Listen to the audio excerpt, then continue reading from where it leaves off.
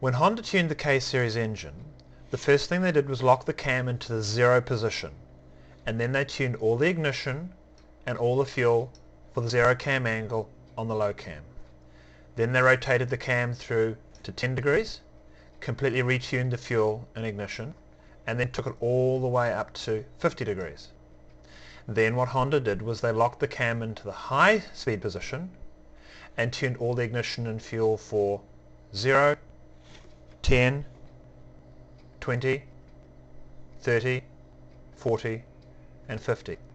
So in effect the maps we have here are 3 or maybe even 4 dimensions. In order to simplify the tuning process when you're starting to learn the software, we have a cam table edit which says cam table edit of all tables. This means that when you select an ignition, select an area, and from the edit menu choose increase selection, which is Control I. Every time you press Control I on ignition, the ignition is increased by half a degree.